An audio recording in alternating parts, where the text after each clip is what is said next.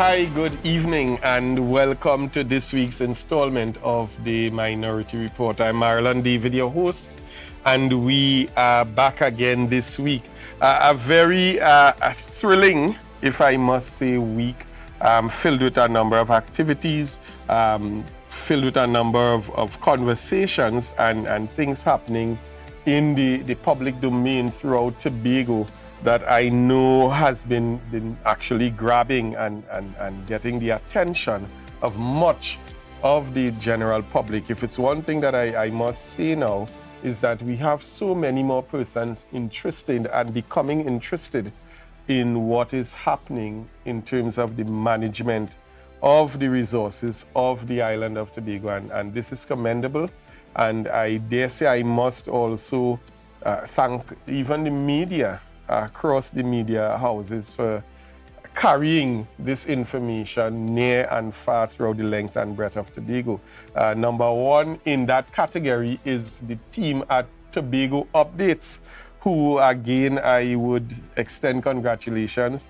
We are now a full-fledged television studio station on Amplia. If you're looking at us on Amplia, you can turn to channel 102 and view this particular program live on the Tobago Updates channel on the Amplia network. If you are looking at us, which are some other platforms that might be available, you have the Tobago Updates website, you have the Tobago Updates YouTube channel, and very popular amongst many users, we have the Tobago Updates Facebook page. We also are live as well on the M&E TV platform, and I want to encourage you to get it around. Young and old, there are several platforms now available that you can sit back in the comfort of your home and view the program, participate in the conversations, encourage others to really view the program. A joke that would have been pushed or thrown out is that is it that the program sometimes shapes the narrative, and the response to that was that no, the program presents the facts, and you, the population, you take the facts, and what it does is that it puts you in a position to be more informed about the decisions ultimately that you make that affect and impact not just Tobago, but your children, your grandchildren, your brothers, your sisters, your relatives, your family, your friends. And what we have to be able to do is to ensure that each individual can take personal responsibility for making the right decision when the time matters. This evening you're viewing us on the Minority Report on Tobago Updates television station and the various media platforms.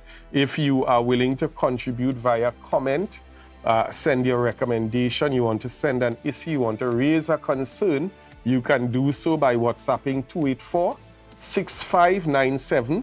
That's 284-6597. And I'm hoping that based on collaboration this evening, we can open the lines at some point in time just to hear some of your comments and so on. And the number to call would be 356-8833. That's 356-8833. And you know, I want to just, before going forward, indicate that every program you see, we have what is called the development story unfolding and running on the railways. We saw health developments in infrastructure, we saw developments in education, and we will continue to roll out those particular parts of the development story, because it's critical for us to remind the public that what we put up here are facts. Those are actual things that in different sectors in Tobago that we would have seen development, phenomenal development from 2001 going forward, where successive PNM administrations would have contributed, greatly to developing not just different sectors on the island of Tobago, but also the impact of PNM policy, whether it's national policy that would have affected and impacted Tobago in a major way, policies such as the education policy and so on, that many Tobagonians would have benefited from nursery to tertiary. and just to name a few in terms of the education system. And so it's important that we remember where we came from in 2001 and the journey, what it was before 2001, and the journey that this PNM-led administration or successive administrations took Tobago on in terms of consistently developing the island, consistently building the capacity of the citizens, consistently building the capacity of businessmen and businesswomen, where we even started to see what our private sector looks like in terms of many different businesses throughout different sectors. Even in the construction industry, we would have seen contractors develop immensely under PNM policy and PNM systems with respect to building out the construction sector as part of the development on the island, not just for infrastructure, but even in terms of job creation and all these trickle-down impacts that we would have experienced throughout the economy in Tobago and in the society of itself. And so it's important for us to remember those development stories, and we will continue to unroll and unfold different aspects of the development that Tobago would have experienced over the 21 years that the People's National Movement would have been in office and sought firmly to continue the governance, as governance is a continuum, but also to initiate, to develop and implement successive policies that definitely brought Tobago to a place of recognition on a national level, regional level, and in many instances on an international level. This evening, I want to, this particular announcement that we want to make, we want to take the opportunity to send out condolences to the General Secretary of the People's National Movement Tobago Council, Ms. Alkisi London, who last week would have lost her brother. We truly really appreciate the efforts that she has consistently made to come on the program, but also in the wider sense in terms of serving as General Secretary of the Tobago Council. We want to extend our condolences. We want to say that, we are here, as we often extend to many persons, and Akisi, you being one of our dearest contributors to what we do here. If at any point in time you need, just send a call, send a message, and you know that we're definitely going to be there as a sense of support. So condolences going out to Akisi London and family on the loss of her brother. So folks, those of you who know how, we're asking you also to reach out and just give some comforting words, to be a sense of strength, be a sense of support. And in this time of bereavement and grief, as I know that everyone would at some point in time experience this type of grief. And so it's good to know that you have that type of support around you. Moving on from that aspect, I want to take the opportunity to make an announcement as well for the Tobago Council. Out of the Tobago Council, I should say, this is from party group number 10, the party group at Mount St. George. They're going to be hosting a breakfast sale this Friday the 30th of June, 2023, from 6:30 a.m. Breakfast can be collected at the Tobago Council office, the Tobago Council of the People's National Movement. That's uptown Scarborough. If you are not aware of the location and it's giving you a challenge, you can also call the numbers 710-6791 or 760-8381, not only for directions, but also to place your orders. The breakfast is only $45. And again, we have what I'm seeing here to be a real proper Tobago breakfast. We have roast bake, we have fry bake, we have saltfish, sausage, pumpkin, chocolate tea, and I'm certain that's the grated chocolate, the one that the oil that's come at the top of your cup. You have juice, you have sweetbread, and you also have a bit of fresh salad added to the meal to, I guess, create the balance of having some sort of vegetables as part of the meal. But breakfast is served from 6:30 a.m. and that's 6:30 a.m. this Friday, Friday the 30th of June, at the Tobago Council's office, which is uptown. The numbers to call once again to place your order, as well as probably get directions, 710-6791 and 760-8381. I'll repeat, 710-6791 or 760-8381. Folks, this evening we want to really get into the program and what we're going to be looking at. As I introduced the program, I said that we've seen a number of things taking place, and again, things are heating up.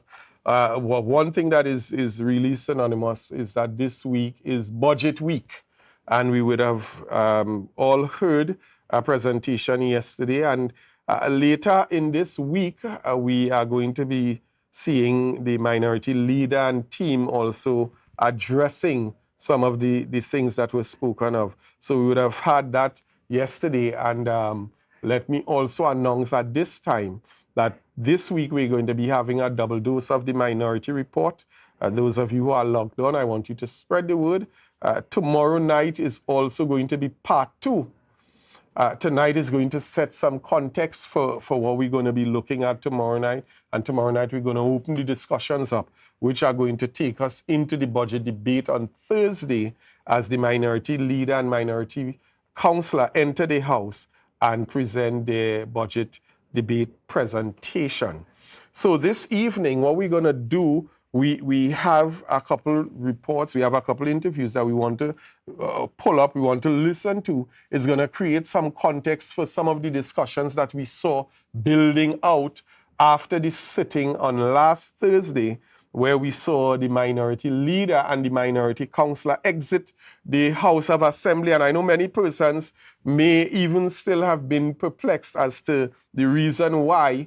And so we're going to look first and listen first to what was presented by the minority leader in an interview on I-95.5 as we create the perspective for what took place in the House of Assembly. And when we get back from that, we're going to go right into part of what formed that discussion on Saturday as well. From there, we're going to come forward, and I'm certain we all are aware that we had a very successful gathering on Monday as well at James Park. And we're going to look at all that this evening and have some discussions around it. So I'll ask the director to cue the interview up, and for the benefit of those who would have missed that particular interview, it's going to form the basis for our discussions going forward and lead us into the different and the various clips that we have this evening. So Mr. Director, let's go right into that interview.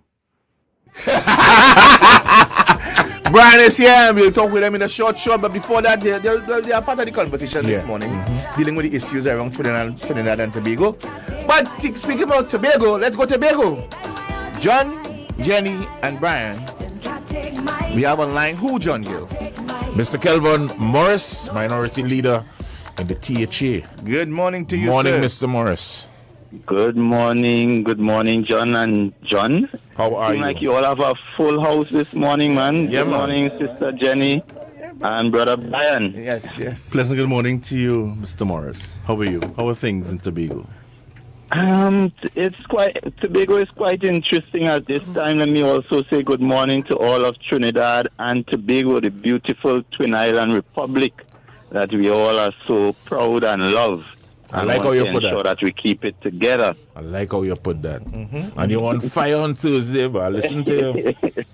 Listen to you. Nice. Yes. What is it? So I missed the fire because I keep hearing people telling me about this fire and Morris mash up the place and he walk out and whatever it is. Bring us up to date. Bring me, Benoit, up to date, and others who didn't pay attention, who didn't listen, who didn't look at it.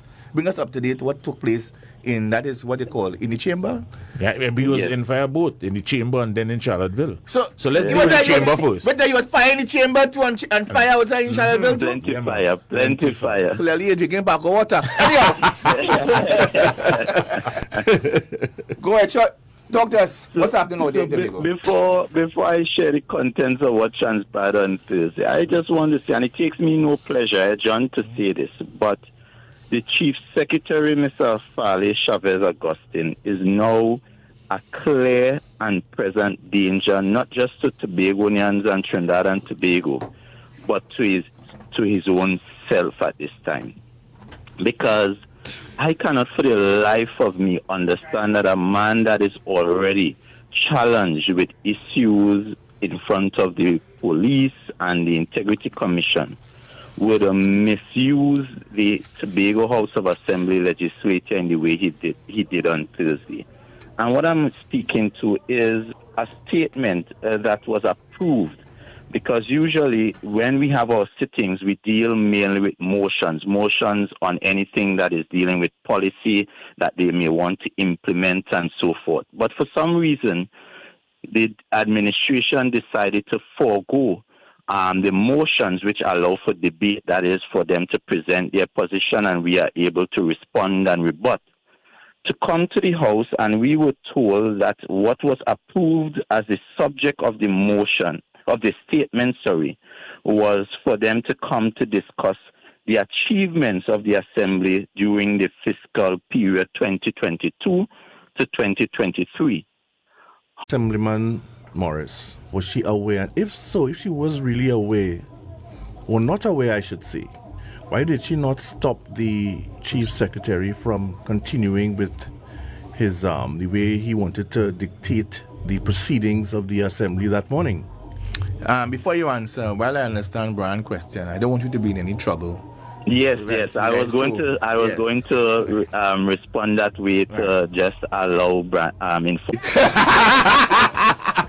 Brian is here and we'll talk with them in a short show, but before that, they are part of the conversation this morning, dealing with the issues around Trinidad and Tobago. But speaking about Tobago, let's go to Tobago. John, Jenny, and Brian. We have online who, John Gill? Mr. Kelvin Morris, Minority Leader in the THA. Good morning to you, Morning, sir. Mr. Morris. Good morning, John and John. How are you? Like you all have a full house this morning, man. Yeah, good morning, Sister Jenny and Brother Brian. Yes. Pleasant good morning to you, Mr. Morris. How are you? How are things in Tobago? It's quite Tobago. Hi, folks. We seem to have had a bit of technical difficulty. There was a power outage. So let me apologize. The live actually went down.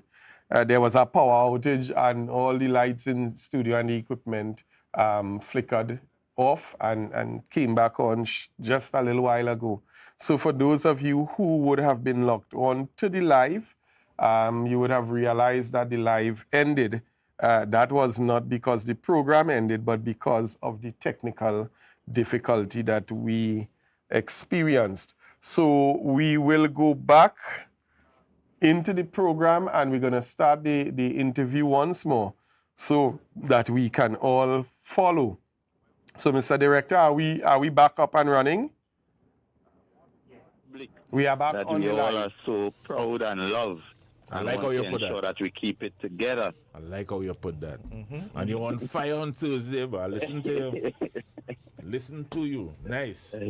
Yes. What yes. is it? What? So I missed the fire because I keep telling me about this fire and Morris mash up the place and he walk out and whatever it is. Bring us up to date. Bring me, Benoit, up to date, and others who didn't pay attention, who didn't listen, who didn't look at it. Bring us up to date. What took place in, that is what they call, in the chamber. Yeah, we was in fire both in the chamber and then in Charlottesville. So let's do the chamber first. But there was fire in the chamber too and fire outside in Charlottesville too. Plenty fire. Clearly you're drinking back of water. Anyhow. Go ahead, talk to us. What's happening out there in Tobago? Before I share the contents of what transpired on Thursday, I just want to say, and it takes me no pleasure, John, to say this, but the Chief Secretary, Mr. Fale Chavez Augustine, is now a clear and present danger, not just to Tobagonians and Trinidad and Tobago, but to his own self at this time. Because I cannot for the life of me understand that a man that is already challenged with issues in front front of the police and the Integrity Commission would misuse the Tobago House of Assembly legislature in the way he did on Thursday.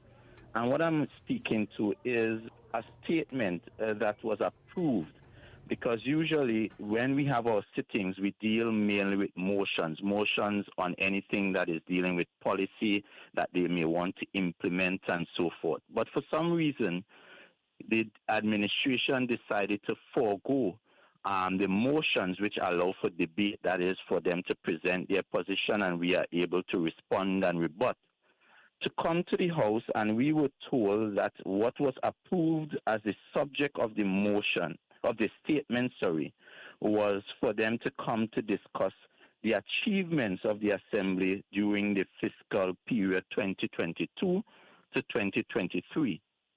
However, without prior knowledge and I suspect prior approval, what we instead got was a discussion, a subject discussion on audits and the appointment of a chief administration, which was contrary to what was stated on the order paper. So the chief secretary would have disregarded what was approved, and it appears that he even hoodwinked the presiding officer, because one of the reasons why I left the chamber was for that very reason, where I asked the presiding officer, based on the standing orders, which says Standing Order 29.1, says that a secretary who intends to make a statement shall, before the commencement of the sitting, inform the presiding officer of his intention to make a statement and the subject of the statement, and provide the presiding officer with a copy of the statement. So therefore, what should have transpired in the normal running of things is that statement that was approved on the achievements of the Assembly should have been forwarded to the presiding officer for approval, and she would have had a copy in front of her so that she can follow whether what was approved was in fact what was being delivered. When I tried to inquire from the presiding officer if she had a copy, I was ignored, and this is what allowed the chief secretary to come and speak to a complete different subject.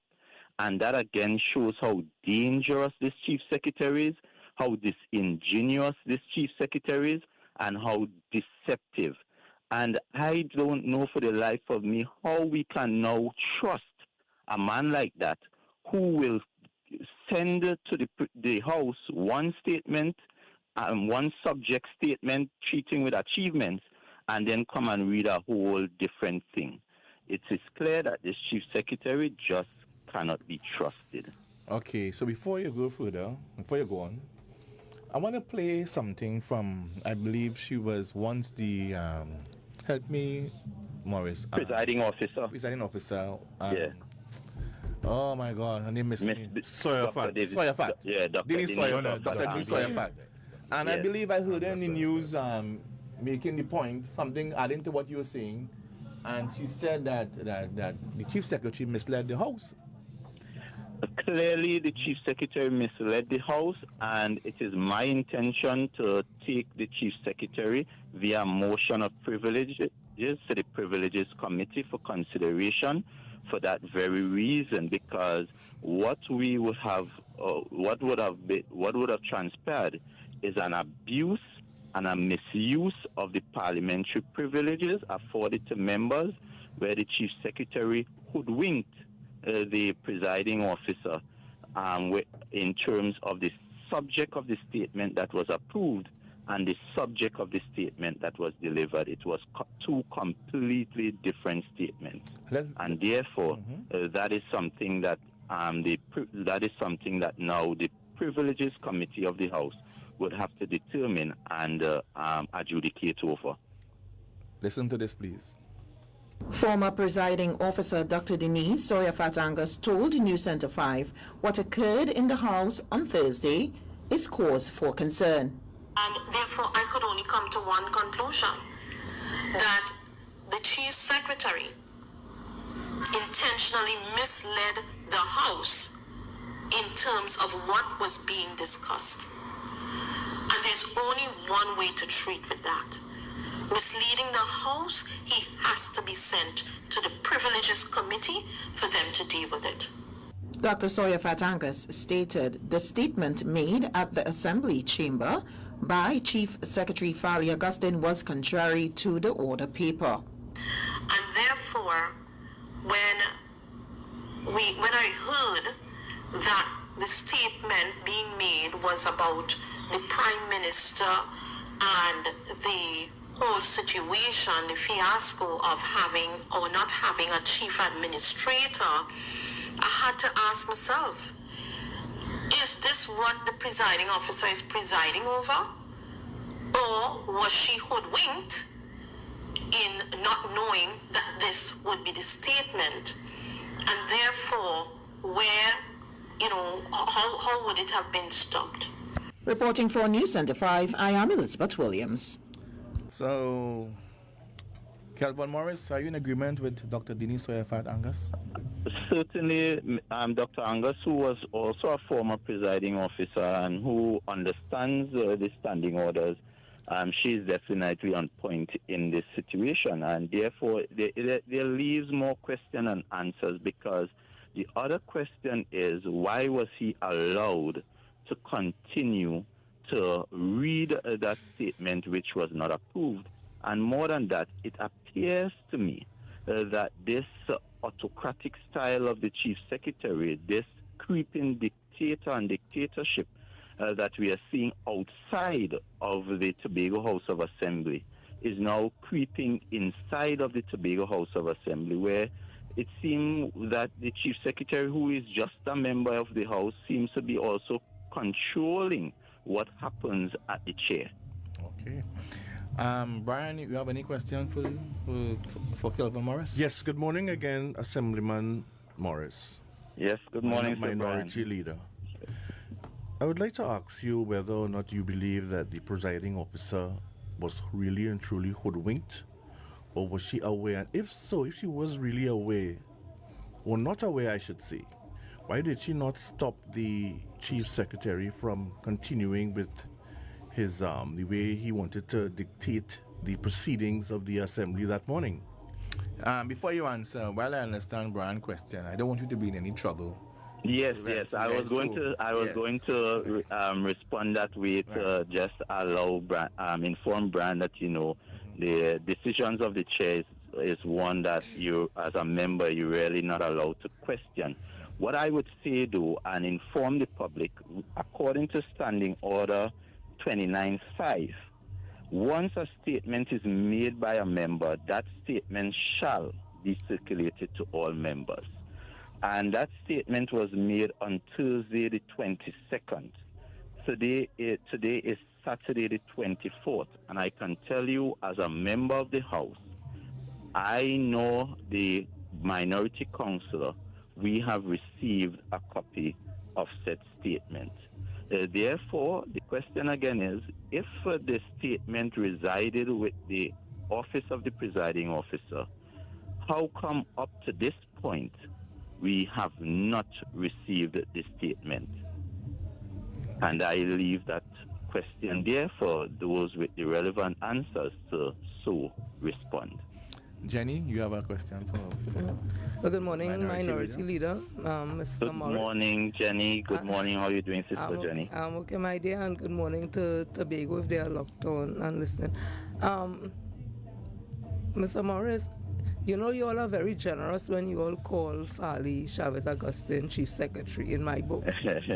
Because in any other country, I think what would have happened when they went up on a PDP ticket and they went to the population of Tobago, they went as a political party called People's Democratic Party, and that is what people bought into. They said they're going to fix it, they're going to do better than PNM would have done for the 21 years, because PNM did nothing for Tobago. We know that is a lie, however, that is what they went with, and persons bought into it and they would have voted overwhelmingly for the PDP. And Chavez, Fali was a part of the PDP. When they went into office, he became the chief secretary, and after that, they became independent. They were not tied to the PDP anymore. So they were independent persons in the THA. Nobody did not vote for Independent Fali or Independent Faith or anybody like that. And then after that, they form another party that has not been registered called the Tobago People's Party. So how in good faith or in good conscience or in thing that is right, that he could still be considered the chief secretary of the Tobago House of Assembly? Because to me, he has no legs to stand on. And to continue to refer to him as the chief secretary, in my opinion, is giving him that leeway and that authority to continue acting the way he is, because he's been recognized by people in Tobago as the chief secretary. And to me, I find that to be very disheartening. And I don't know how you're all going to work it out, but to me, giving him that title still is making it credible he being there. So his behaviors to me will continue to be like that and even worse. Well, 2 points, Jenny, which I totally agree with you in terms of what would have transpired and what should happen. But, ultimately, while we might have challenges with the individual, the sanctity of the office of Chief Secretary, I believe, should always be preserved. And therefore, that is why we continue to, regardless of who sits in the chair, to give the office holder due respect. You know how the PNM does things. We are a party of policies, principles, and high moral and spiritual values, and therefore we would not disrespect the office that is the Chief Secretary. But you're quite right. We have great concerns as to the person who's currently seated in that office, in that position. In fact, on Monday, I, as minority leader, have made a call to all of Tobago and even Trinidad for us to come out in support of good governance. We all know the issue that is facing this Chief Secretary also sits as the Secretary of Finance. He has broken the public trust. We have him admitting on that he was one of the persons that was involved in the recording where persons were conspiring to defraud and misuse public funds for their own personal and political interests by creating a propaganda team. And therefore, it is our belief that a person of that kind of nature should not, ought not, shall not hold office nowhere, not in Tobago, not in Trinidad and Tobago. And that is why, as minority leader, I'm calling on all of Tobago to come out on Monday and voice your dissatisfaction, your displeasure with the fact that such a person that has shown the propensity to be corrupt and that we have caught with his hands and his pants down, that person should vacate office immediately. We don't need an investigation to be completed to determine that such a person who has admitted to conspiring to such actions ought not to hold office nowhere in Tobago, nor Trinidad and Tobago. Before John Gill jump in, you mentioned about the recording. Did you say something about some voice recordings? You said that just now? Yeah. Minority leader, you said that? Yes, sir. All right. So there is a part two. There is a piece to play this morning for the first time. You're going to be hearing it. So you have an additional piece? I have an additional piece to drop this morning. I plan to drop it at 11 o'clock. I'm going to now 11 o'clock. Well, I'm going to extend additional piece to drop. Yes, sir. But I'm going to do it. I'm going to do it at 20 past, quarter past 20 past. Yeah, give it some more. Give it some more night. Okay, so you're going to allow it to marinate. Well, I look forward. Yeah, you listen. No, I don't want no. Hear. I want you to listen. I want you to listen on your radio. Right? Yes, no, I will. I would have all of Tobago listening to hear this additional piece, this part 2. Yes. Yeah. And I was going to ask, Monday is budget day in Tobago. And with all you have said about the current chief secretary, I am wondering how legitimate can it be for such a person to be delivering the budget? Exactly. You know, I Should I miss your question? Could you ask the question again, John Gill? How is it practical or even legitimate? I didn't want to say legal. Legitimate. Yeah. For such a person to be delivering the budget for Tobago on Monday. And that is my point. That is my concern. This is not just the chief secretary, but the secretary of finance that is managing all of the financial arrangements of the island. And therefore, when you have someone so compromised, how could anybody, for a matter of fact, imagine a minister of finance seeing this person who would have been planning to misuse the limited resources that you receive, come to you and telling you want more money. How could you trust this person that the money I give you will be used in the best interest of the people of Tobago? Exactly. So it is almost, it is madness. It is crazy. It is untenable that such a situation can be allowed to carry on. And that's why I keep on calling on the right thinking persons of Tobago, those persons who are not have that kind of sycophant kind of arrangement over the individual that is Farley, but that person who understands that right must be right and wrong must be wrong.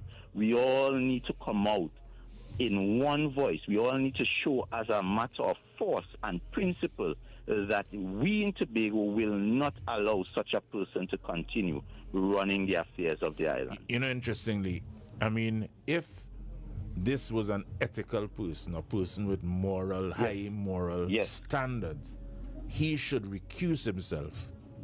Correct. For Monday's proceedings. Anybody with an ilk, an iota of decency would have by now resigned. But we understand the chief secretary and the minions to which he leads, they are basically depending on a salary, and they are trying to hold on. They are trying to see how long they can hold on to. But I guarantee them that it won't be for too much longer that each and every one of them will have to vacate, because the chief secretary did not just implicate himself and that of his secretary of education, but what he did in his public briefing, pre-recorded briefing, was also implicate the entire executive council. True. So we are saying once as the information and as the evidence unfold, and as it becomes clearer and clearer as day, that the chief secretary and his entire executive would have committed upon the people of Tobago and Trinidad and Tobago one of the most heinous criminal activity of misusing public funds, it will leave them no choice but to live in disgrace. And that's why I've been calling on those that I believe still have some level of decency to vacate, leave before it's too late. Because what the stain that would leave on their names and their families will be one that they will not be able to erase. And I hear you about the call for resignation, but even at the very least, he should recuse himself. If not resign, at the very least, recuse yourself from the proceedings on Monday and let somebody else present the budget. And we understand if you understand the gentleman that we are dealing with, he right now his ear is in the air, and he listens to absolutely no one. So it therefore means that it's the people ultimately that would have to have the say, and it is only when we, the people, show by way of force and show by way of togetherness that we are not going to tolerate that, and we are standing in defense of decency, integrity, and good governance here in Tobago. That is the only way he would understand that he needs to go. He needs to recuse himself. He needs to remove himself from the governance arrangement of Tobago until such time as this investigation is completed. Because, as I said again, this is the man that is dealing with allocating public funds at this time. And that is the same man we heard on a recording discussing, conspiring to misuse and misappropriate. So, folks, I must dare say welcome to those who would have logged on. For those who are now joining us, let me indicate that we would have had a technical glitch. We had some power failure here in Scarborough in studio, and the equipment had to be restarted. So a number of persons, even those using the link that was generated before, a new live link had to go out. So for those of you who are trying to log on and are messaging feverishly, the new link has been sent out, or you can go to the Tobago Updates Facebook page and reconnect to the program that presently is taking place. So folks who would have listened to that interview of the minority leader on I-95.5, and some of the things very quickly to note is that that interview came out of a situation that occurred in the House on Thursday at the sit-in, where the Chief Secretary strayed, as it were, from what was listed on the order paper. The order paper is what directs the sit-in and indicates what takes place. For something to reach on the order paper, it must have the approval of the presiding officer, and only items that are so approved by the presiding officer are put on the order paper, and then it advises or it informs the way or the process that the sit-in takes going forward. And so what was listed on the order paper with respect to the statement that the Chief Secretary was supposed to deliver, that was not done. And so that is considered to be a breach of what was listed in the order paper, and by extension misleading the entire House into believing one thing when it was something else. What also would have come into high consideration was the aspect of if this new statement that was read by the Chief Secretary, or proposed to be read, if it actually was even approved by the presiding officer, or if the presiding officer would have gotten a copy of it. And so the minority leader and councillor raised this issue in the House, but to no avail. And so this is what would have triggered the walkout of the sit-in on Thursday. One thing that came after this situation occurred is that the minority leader did a live, and minority councillor, and coming out of that there was a call to gather and so on. However, in explaining this and the fact that coming out of this particular situation, and other voices would have added to the call to take the Chief Secretary to the Privileges Committee for this type of behavior. In the interview, it was then revealed by the host of the particular program that there was an additional clip, or a part two, as it were, to the audio recording that to date we've not really heard much from the Chief Secretary on, except for his admittance that he is in fact the voice on the recording, and that was it. What was said in their release was more an attack on contractors and central government and so on. We're going to get to that at some point in time. However, it was revealed in the interview on Saturday that there was a part two to the audio clip. So folks, I want you to stay locked on. I need for you to share the live. Let's get those who would have been bumped off back onto the program as we go to a short break. And when we get back, we go right into that audio clip. Stay tuned.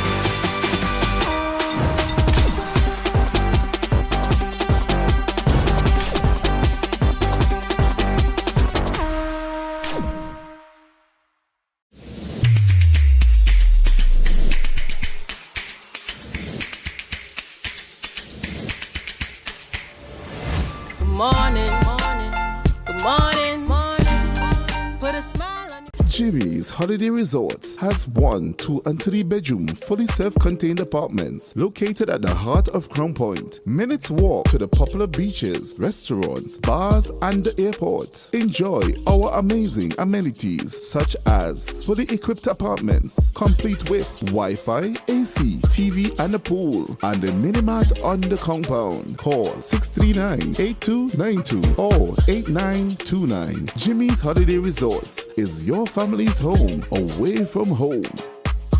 October will never be better with Tobago Carnival Fever. Okay, passage and come on over. Excel Spa by Haley, where our highly trained staff are ready to deliver the top-class services in facial massages, waxing, nail enhancement and body treatment. We are ideally located at Coco Avenue, Switzerland, Tobago.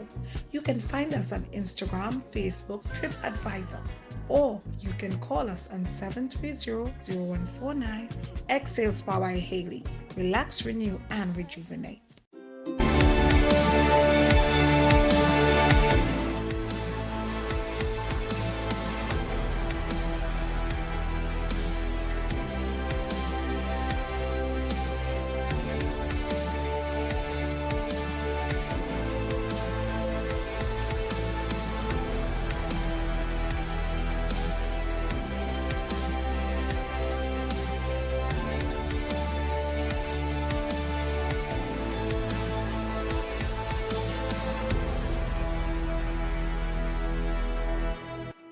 So, folks, we are back on the Minority Report, and right now we're going to go straight into what took place after that particular interview where the minority leader took the opportunity and the time to explain what transpired in the sitting on Thursday. However, at the end of that interview, it was revealed by the host of the program that there was a surprise, as it were. There was the additional another part to the famous audio clip that we know would have been circulating almost a month now, that has now been infamously dubbed Audio Gate. So we're going to go right into that. I'll ask the director to cue it up, and let's listen to what would have been presented and what would have been released for all of Tobago and Trinidad and Tobago on Saturday about this Chief Secretary and his administration. Mr. Director. And it was responding to the public on negative commentary. The truth is, I have been shying away from doing a lot of press. In fact, I have not been doing a lot of press engagements. So outside of what happened around the time of the budget, which was June, my next press arrangement was literally late last week into this week, and will continue to mount. So literally almost like once per month, and there may be a need for me to do that some more. But the reason why I haven't done it more frequently is because I was hoping I could get more secretaries and assistant secretaries to be confident enough to go before the media. Because I don't want a situation where every single thing that happens, it requires my face and voice to respond to the thing in order for it to settle. It shouldn't have to be that way. But I feel that some of the secretaries and secretaries are still gone shy. I'm not sure why. But we just come out on a campaign where everybody had their spell, talking on platforms, having meeting on the roadside with a truck. So there's no need to be gun shy. They just need to be prepared. Just write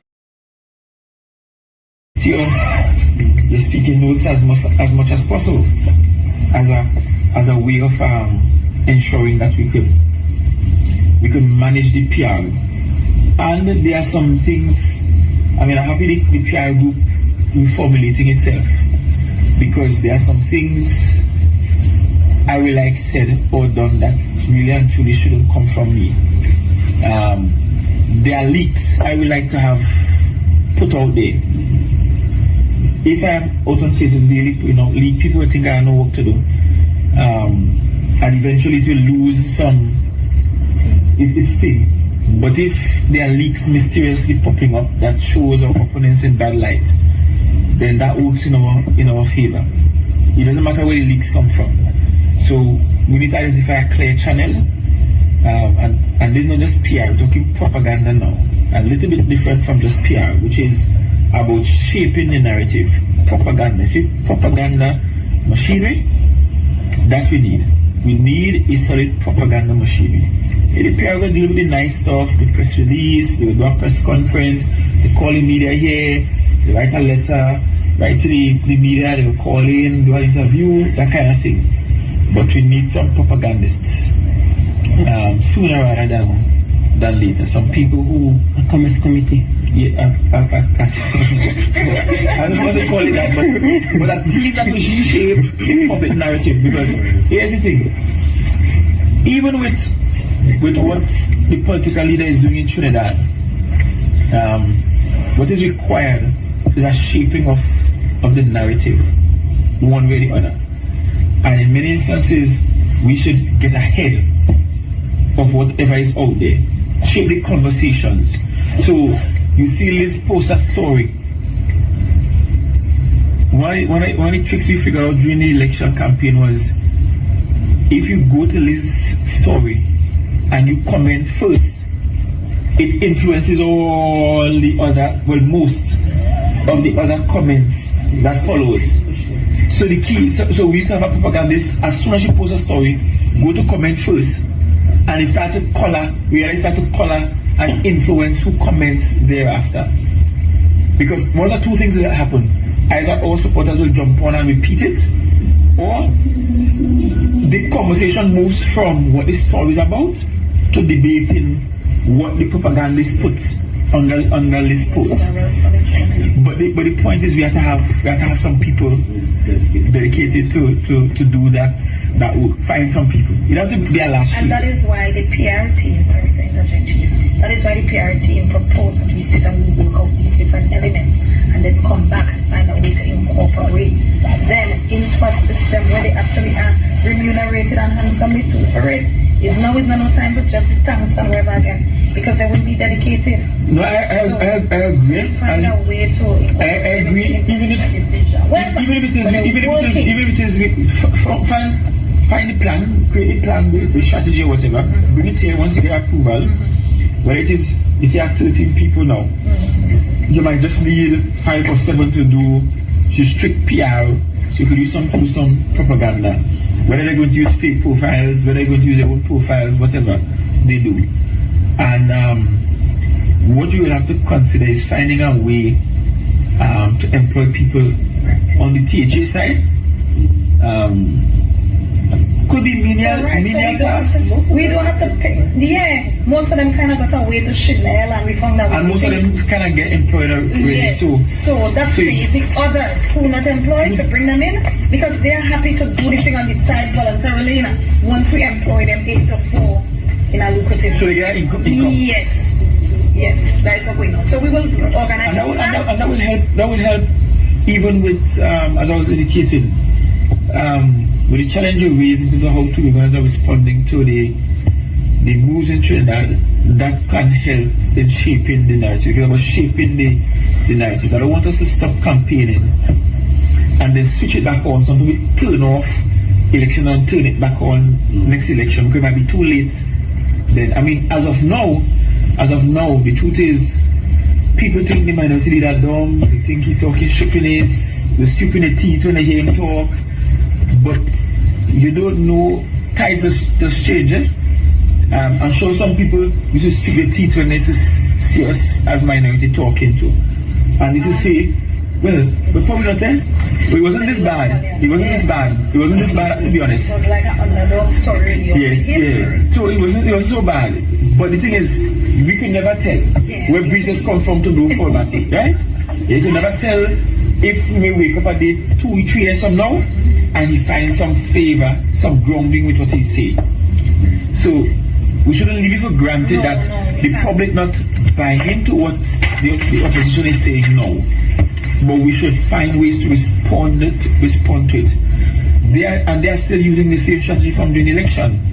A lot of fake news, fake profile, make up a story, make up things. I mean, I hear all kind of things, right?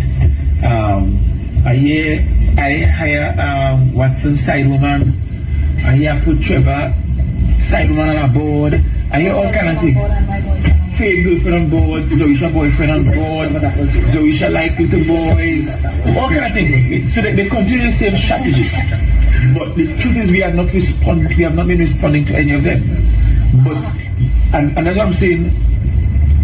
I'm not going to take time out as a chief secretary to sit down at a press conference to respond to that. Because the public will start saying, you have no work to do? You call a press conference to do that? And I don't know that the party necessarily want to respond to a fake profile in that way, because that legitimizes what they do. But certainly a response is needed. And so the elemental response that I don't want to ignore is that propaganda part of the thing, which has to be covert and has to be deadly. And trust me, we do have a stockpile of stuff that can be leaked. Alright, so it's two things. It's Jesus. So, folks, I mean, just listening to this clip again, it brings back so many emotions, so many thoughts, and so on.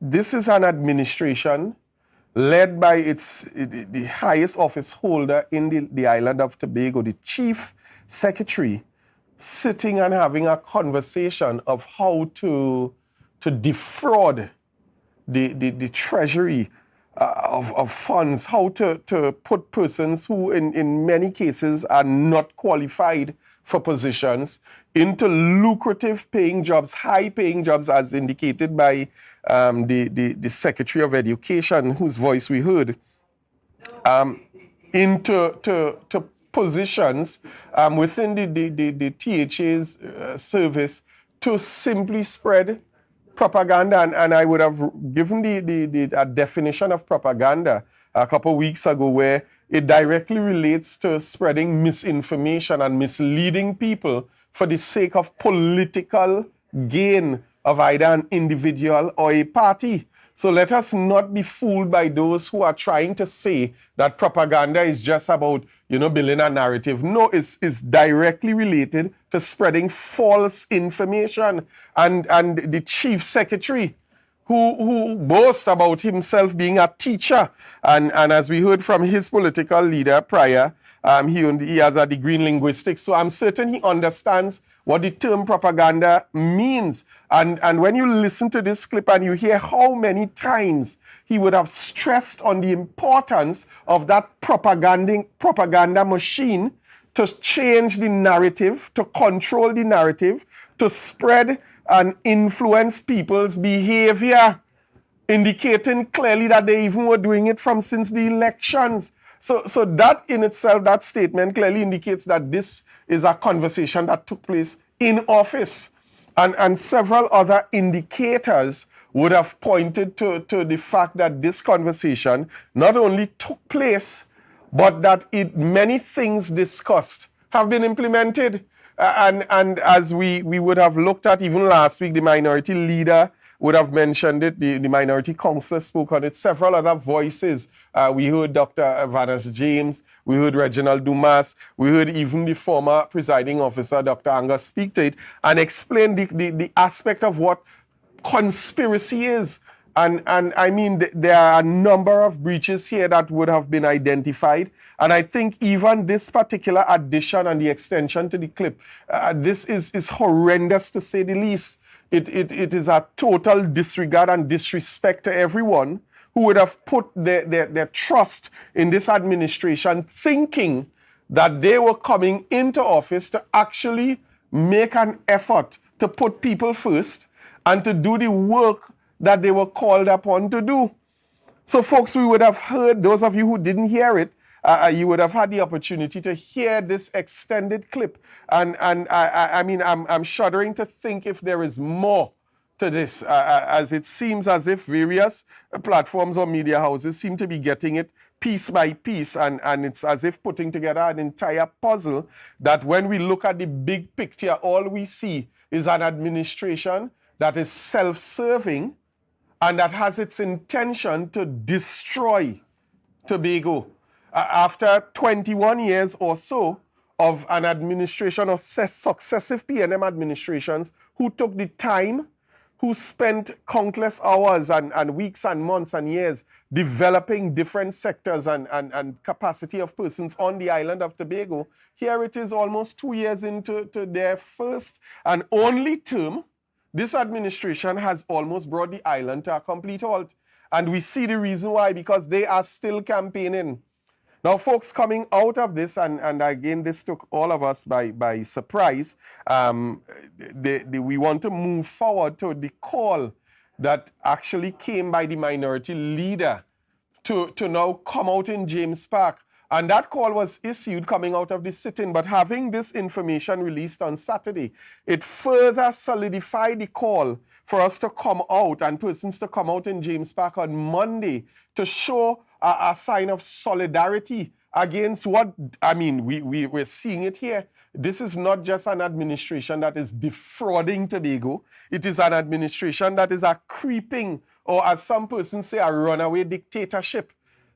And so I want the director to queue up the gathering on Monday, as we would have seen a number of things coming forth and interviews and so on, number of persons who would have been affected since this administration took office. And it seems as if it's a spiraling downward anchor around the necks of Tobagonians who are actually speaking out. And Tobago is literally waking up to the atrocities being committed against them. So I'll ask the director to cue up that clip as we go right into the gathering that we saw take place on Monday.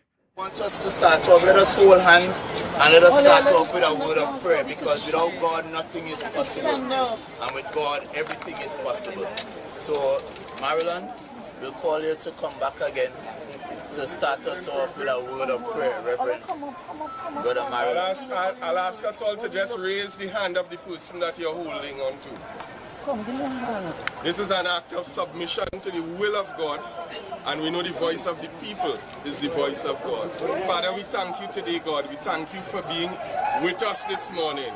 We thank you for causing us to have the same mind, for having the same spirit. Father, we pray today for your divine covering, for your divine presence. Lord, that as we go forth today, even as the minority leader and minority councillor goes forth and as they speak, that they would speak as your oracles, guided by your spirit. We pray for a spirit and an atmosphere of peace, and that your will be done in this nation, in Jesus' name. Amen.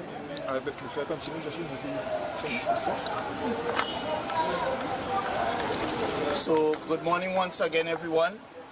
Let me thank these, I would call Tobago patriots, for in the face of immense political victimization. There are a number of Tobagonians, dozens of Tobagonians who would have come out here this morning to make a statement that they are not going to tolerate, misbehavior in public office, that they are going to support right and they are going to say no to wrong. And therefore, I want to personally, with a heartfelt appreciation, thank each and every one of you for coming out here in solidarity for good governance this morning. I want you to give each other a round of applause. Fellow Tobagonians, we would have seen on Saturday, if persons were in doubt as to whether a crime was committed against the people of Tobago and Trinidad and Tobago, after hearing that 8-minute clip, I am sure without a shadow of a doubt, we are more the clearer that clearly that strategy meeting that the Chief Secretary spoke about was a meeting where persons in the executive would have been called to conspire, to collude, to plot, to misbehave, misuse the public funds of Tobago for their personal and political interests. You're hearing conspiracies of taking sensitive public documents and giving them to persons to leak. That is a crime. You're hearing conspiracies of persons being employed using THA resources. That is a crime, to spread propaganda. And therefore this morning, I see the act of a chief secretary so compromised, going into the house to read a budget and to manage Tobagonians' affairs as a complete joke. They should go now. This chief secretary should not be allowed. This chief secretary should not be allowed to be the person reading this budget this morning. In fact, he should recuse himself, he should resign, and he should go now. He has disqualified himself. And as a show of our dissatisfaction with the fact that this Chief Secretary will be reading this budget, we are asking Tobagonians to continue to make the call, to continue to write the President, write the Prime Minister, write international agencies to let them know in Tobago there is an administration that is illegitimate, and therefore we need assistance for us to have an election right now. We have seen in that 8-minute video clip, that 8-minute video clip contradicts everything that the Chief Secretary said in his public briefing. Because we were told in his public briefing that this arrangement, they didn't follow through. But when you listen to the contents of the conversation, there were actions that were already engaged in. And all they were doing was formalizing that arrangement. And it therefore means there's a question about the young lady's name we heard in the video clip. This young lady would have taken action against this Chief Secretary. This young lady took the Chief Secretary to court, and there was a court judgment. But we must now ask ourselves as Tobagonians whether this was a compromised position, whether the job she was given was a paid off, whether it was a bribe, whether taxpayers' funds were used for the Chief Secretary's personal arrangement. It is important. We must also look at some of the things that were happening, because when you listen to this Chief Secretary on that clip, they were laughing at the minority and they were saying nobody's studying the minority, no one is listening, the minority is dumb. But yet they saw the need to call a special meeting where they were looking at using your taxpayers' funds to muzzle, to sully the name of this minority. And therefore that in itself is political victimization, that is political persecution, and that in itself, utilizing public funds, is a crime. We must also understand that we saw a note where you heard in the voice recording them saying that they need about 5 to 7 persons, and out of the blue, a note was created to hire 7 persons in and around the same time that conversation was happening. That is causality, that is correlation, and that shows evidence of collusion and a conspiracy. So therefore, I believe the Trinidad and Tobago Police Service and the Integrity Commission, this might be one of the easiest complaints they have to treat with, because all the evidence is in the voice note, and then all the evidence is on social media. Because if you go to social media, you would see the persons who are leaking documents. You would understand when they were employed. They were employed around the same time this plan was hatched. And therefore, it leaves me no question that this Chief Secretary, as he admitted, is guilty of conspiring to misbehave in public office, conspiring to misuse, and he must go now. He must go now. The Chief Secretary must go now. The Secretary of Education. Imagine, you have the Secretary of Education, who's supposed to be the bastion of integrity, being an exemplar to our nation's children. And here it is, that very secretary is one of the chief planners of a crime, one of the chief planners of misusing public funds. And therefore, what is the example we are setting here in Tobago? And that's why I'm calling on Tobagonians. We must stand up now. I'm saying to you, this is the opportunity to show politicians that they cannot misuse our funds. And the final thing I will say on this is the fact that the Chief Secretary is trying to conflate conversations. Because here it is, he's trying to tell us that this audio gate recording is about the audit. The audit is a separate and independent matter. And I've said publicly, if there are issues to treat with the audit, then let them take it to the relevant authorities and let the chips fall where they may.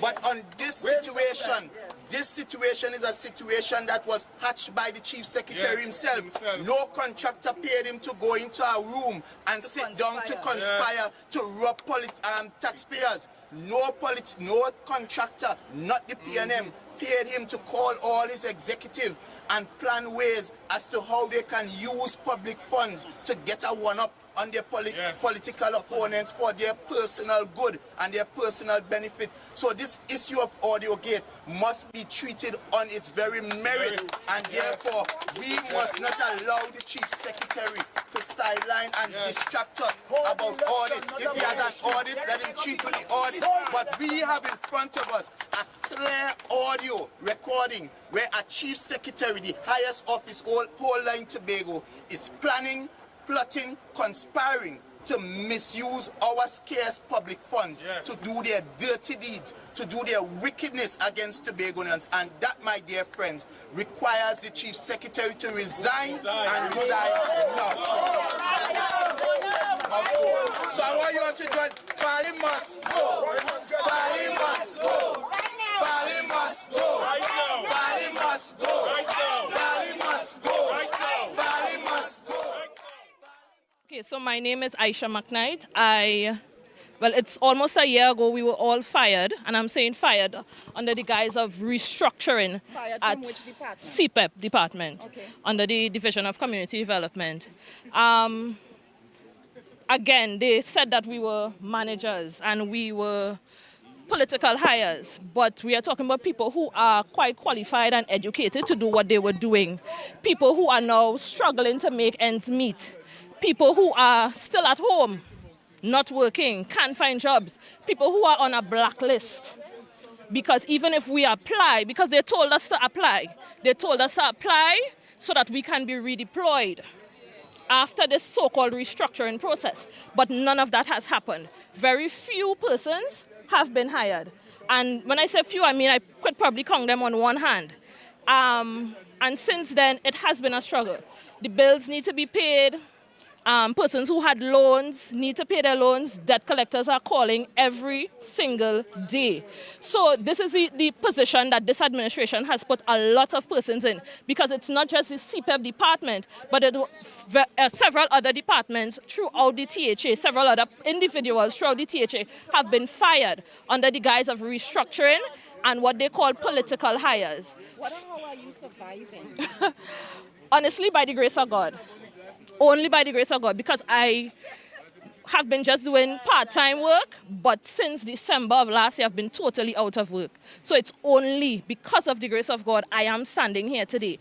And this administration is a wicked administration to send young people home, to send all these people home with no resolution, knowing that the job market is already hard. And there are some of us who are qualified. I'm qualified to do a lot of different things. But because we are on a blacklist, even if we apply within the THA for qualified positions that we are qualified for, nothing is happening. Nothing is happening. So I don't understand how we are reading a budget today and the economy is down. Businesses are down. People, there are no money spent. People are not spending money because they don't have the money to spend. The banks will tell you people are hardly taking loans because of the uncertainty within the THA. So it's affecting the entire island. It's affecting the economy of the island. And I think that it's necessary. It is time for these people to go. The voice recordings are proof of the corrupt dealings of this administration. And it is time. It is time for Fali and friends to leave. Thank you. Aisha McKnight. Getting this gratuity, and since then a number of persons have been disengaged, as I said, and the gratuity since February, in some cases December of 2021, is still outstanding. And every time you ask, you're hearing all kind of different reasons as to why the gratuity is not being paid. I heard the Chief Secretary say that they paid gratuity more than anybody in 7 years, which is a blatant lie. Because they have come in, almost everything was in place to pay the outstanding gratuity for about 4 years. And up to now, a year and about 6-7 months, you can't get an answer, you can't get a cent. Now, prior to that, there were times the gratuity was outstanding, but we were still working, so when the month comes, at the end of the month, you still have something to get. But now that you have been sent home, right? You can't be at my age, let's say, engaged anywhere. But you have my money for me. That How is old are mine. you? I'm 65, Oh. right? That is my money. Why? What is the reason for not paying us? We're not hearing anything at all. Every time you ask, as I say, in some cases, well, we can't tell you or we don't know, and all them kind of something. And I think that is grossly unfair. So I'm putting in the plug here now on behalf of myself and the other persons, especially those who have been disengaged, as they call it, and not being paid their gratuity. Thank you very much. Wayne Wilshire. So, folks, you would have heard there from the minority leader and the gathering. Well, I mean, you would have seen the turnout of the media to cover this particular initiative. And many persons responded to the call. And there are certain things that we can take into consideration. The fact that this was a call for persons to come out at 9 a.m. in the morning, and there were almost 100 persons gathered at that particular venue. I listened to the Chief Secretary scoff at that particular issue, and to me it's concerning that as a leader, that you can listen to persons who coming out and voicing their issues and their stress, singles, mothers, speaking about how difficult it has become after losing their jobs, seniors who are not receiving their gratuities, and he scoffed at it and said that that's just a few people. However, what I'm certain he didn't realize is that 15,000 people were actually viewing between that time and yesterday evening. So that is a signal to the Chief Secretary.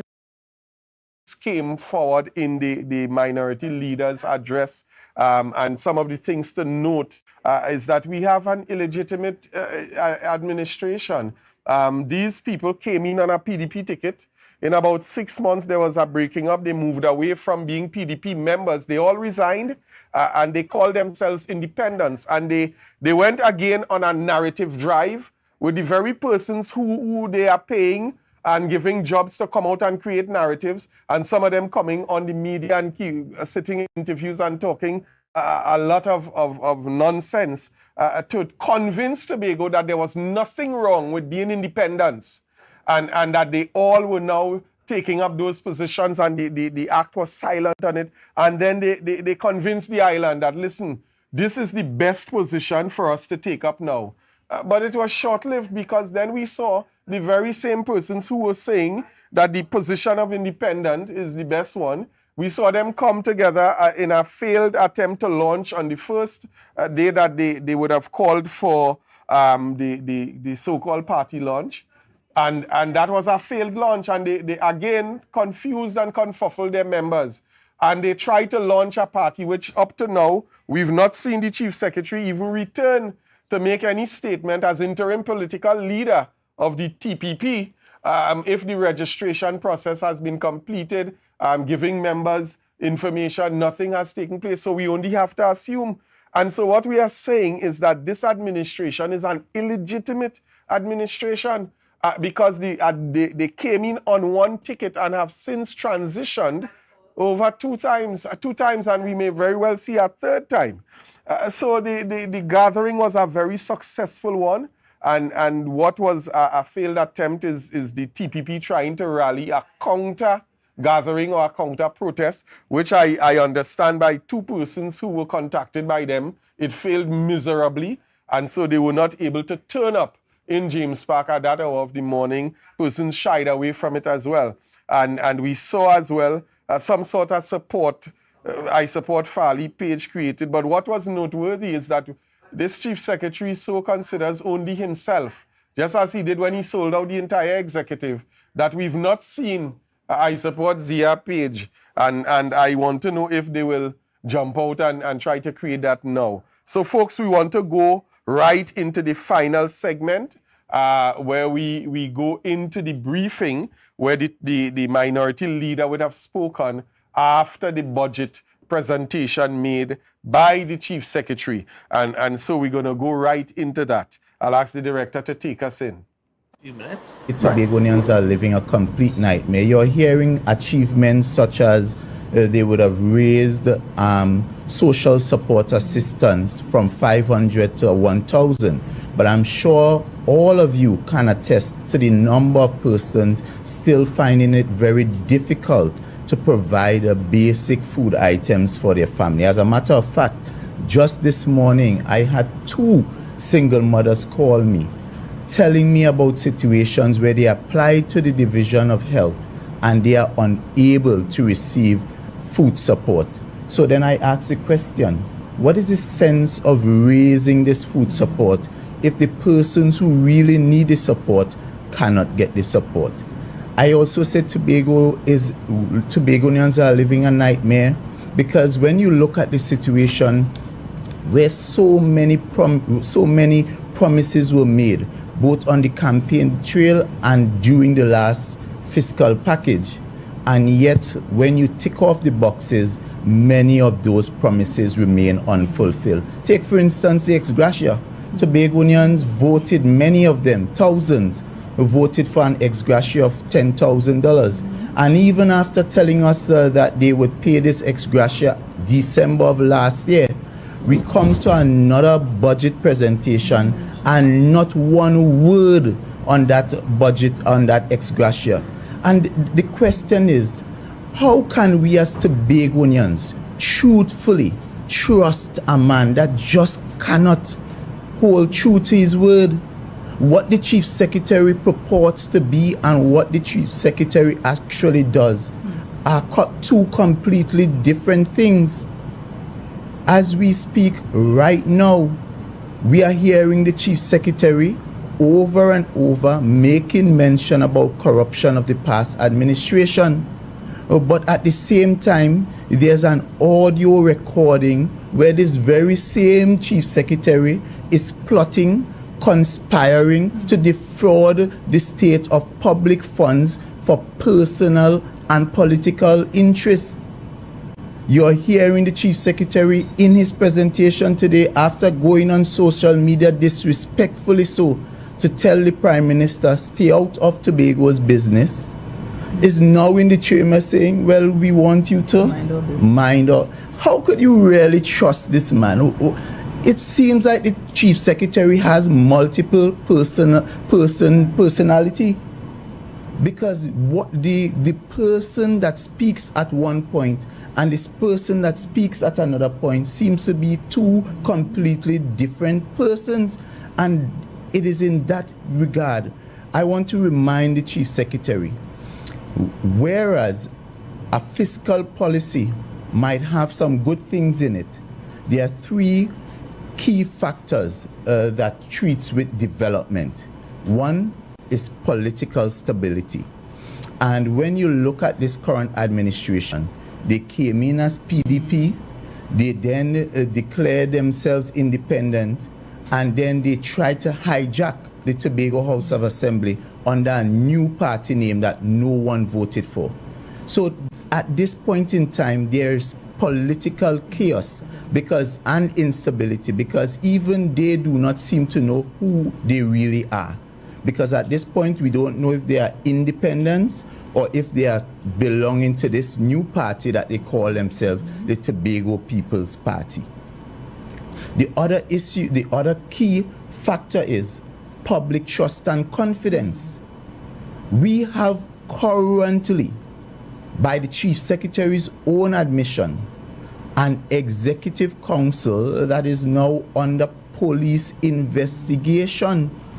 And therefore, I am hearing from various persons, even abroad, who had interest in investing in Tobago, that this current political imbroglio is one that they are not too sure they want to put their money in. And therefore, all those discussions about public-private partnership is one that would go to naught if we do not treat with this situation where you have a Chief Secretary under police investigation, under investigation by the Integrity Commission. And I want to ask Tobago this question, because the reality is clear. At any day now, at any point in time, the reality is we may very well wake up one morning and hear that our senior political officer, the most senior officer in Tobago, has been arrested, because that is the reality in front of us at this time. And therefore, where does that leave the governance of Tobago? The final thing is the leadership and management. We have seen this administration unable to manage on simple things.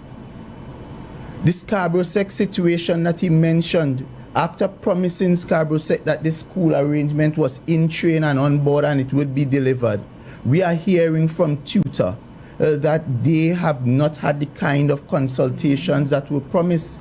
They have not met the timelines that they would have promised. And therefore, yet again, this is a classic example of this sweet mouth chief secretary mamagaing people, but at the same time delivering nothing. As one person said recently, they are busy doing nothing. And this budget is filled with a lot of flowery words.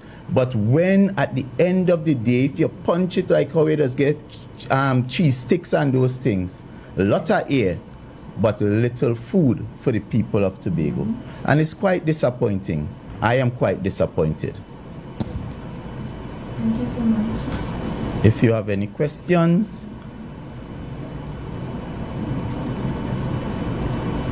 Just one thing. Sure. We noted that, again, the Chief Secretary would have requested 6.9%, but he has not last year, well, for the last fiscal period, they did not receive it. What are your views on him now requesting this percent of the fiscal package?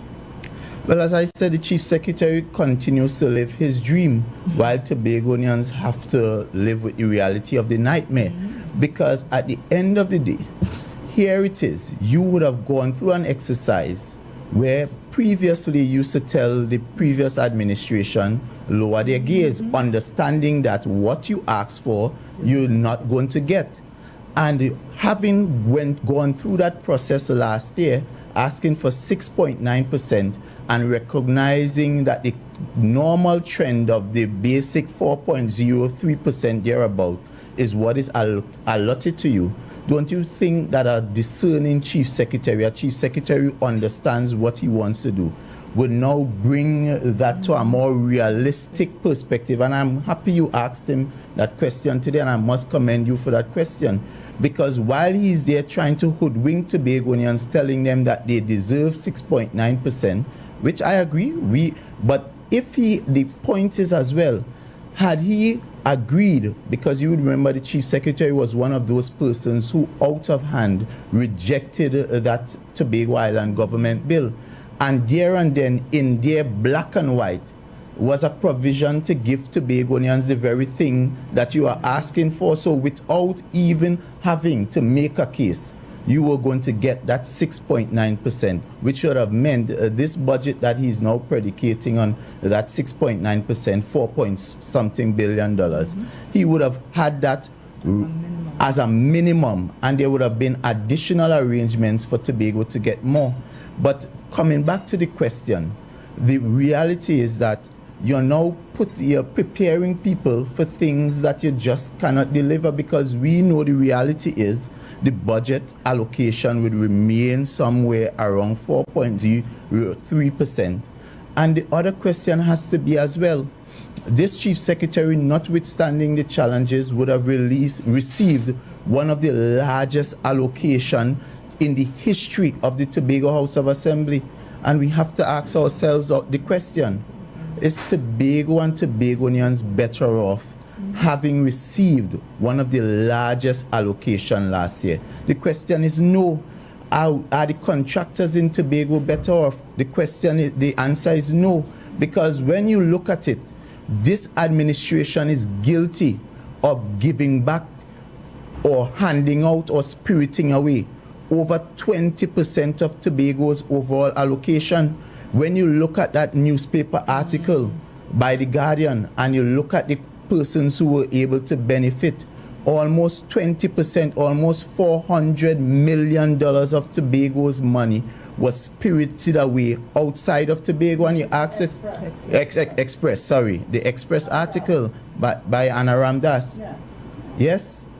So Of course, so when you look at that, you have to ask yourself as a Tobagonian, are these people who are purporting themselves to be for Tobago, by their actions, are they really for Tobago?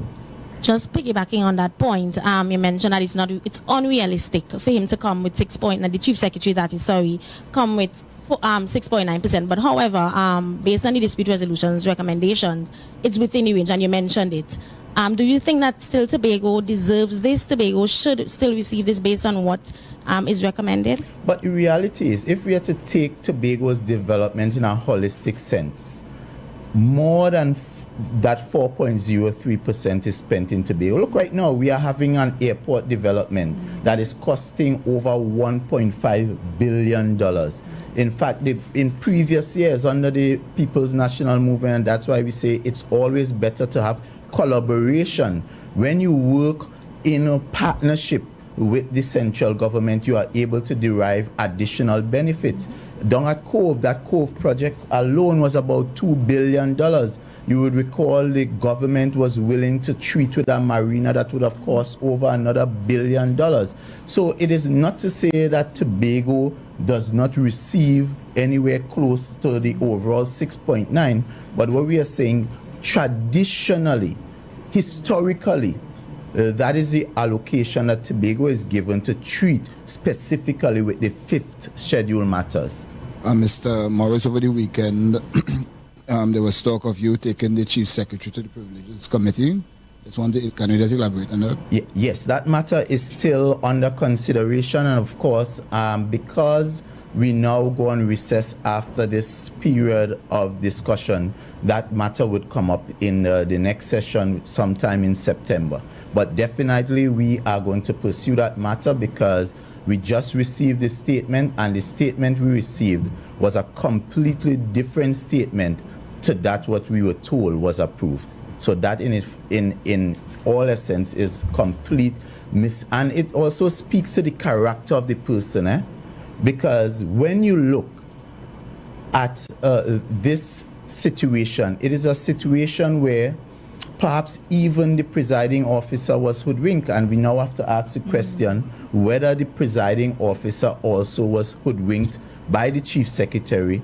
So because here it is, you would have sought approval to speak about achievements, and then you came to the House and you spoke completely about a situation with the Prime Minister and the appointment of a chief administrator and the audit, and an audit that you know is sub judice because it is currently under the consideration of the court. And the question goes back, the fundamental question is about trust. The fundamental question goes back to what we heard in that audio recording, because when the Chief Secretary stands before us, he stands as a bastion of integrity. But when you listen to the content of what was being discussed in that audio tape, it speaks to a very dangerous person, someone who is talking about carrying about covert and deadly operations against their political opponents, and talking about misusing public funds as well. So therefore it really begs the question, we have to ask the question as Tobagonians, can we trust this Chief Secretary? Thank you.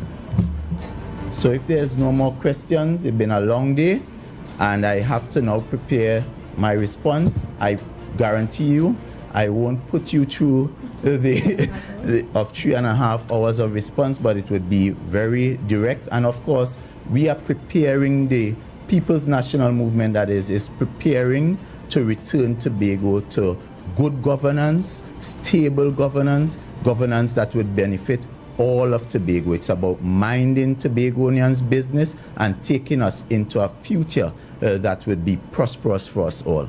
I thank you.